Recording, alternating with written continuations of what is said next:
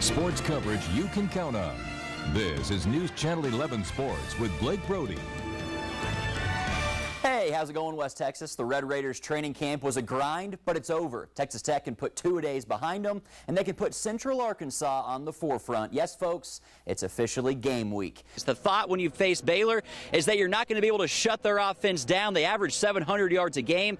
Can you score with them? I think that Texas Tech has an offense that's capable of putting up perhaps the best fight against Baylor. We'll see, though. Kickoff 6 o'clock tomorrow. Red Raiders trying to get off the schneid. They've lost 3 in a row, but what a signature win it would be tomorrow if they can knock off 4th-ranked Baylor. Davis Webb came in, played well at times, threw 2 touchdowns, but he also threw 2 interceptions of his own, 3 turnovers tonight for the Texas Tech offense.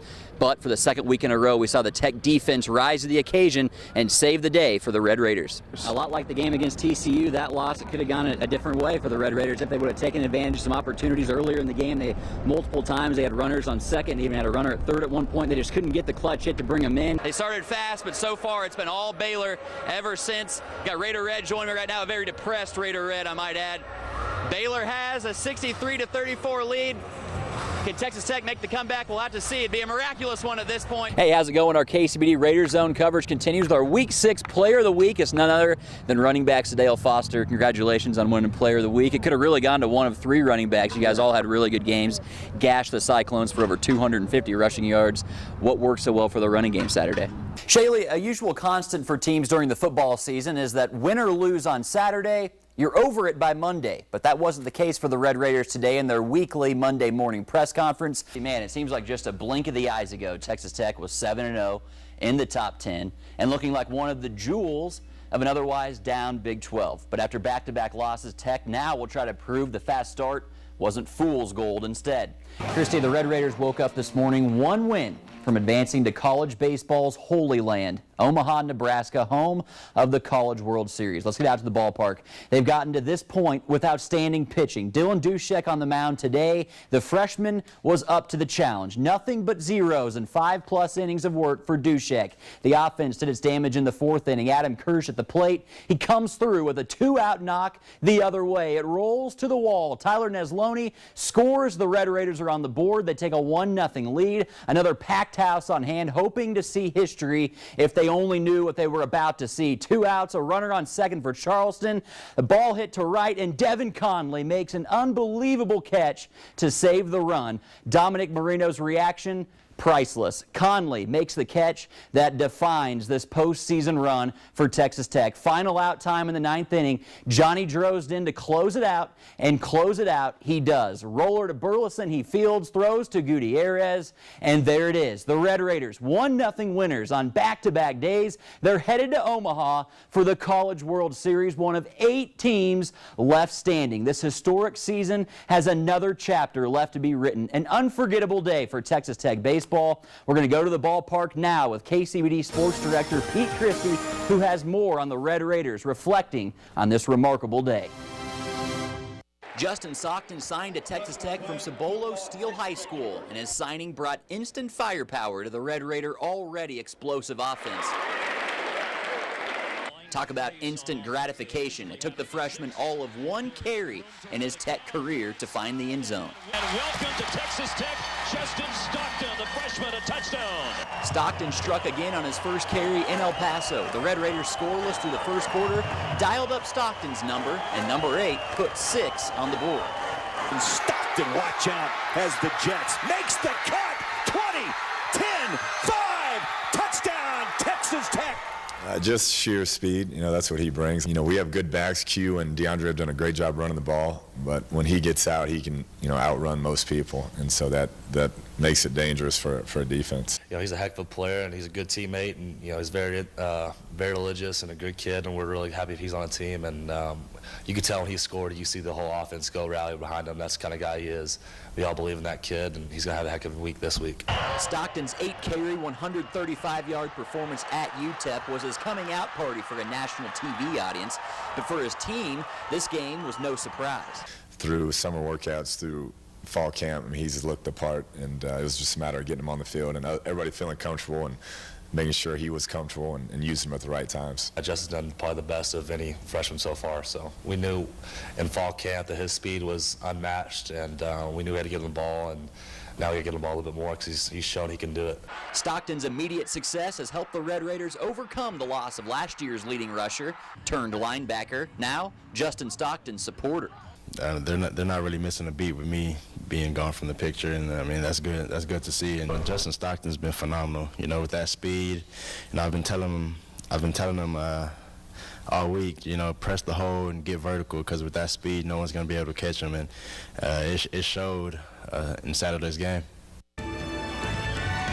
Hey, how's it going, West Texas? The Red Raiders have opened Big 12 play with 2 tough home losses, and it doesn't get any easier, because for the Red Raiders to get in the Big 12 win column, it would take a feat that hasn't been accomplished since 1997.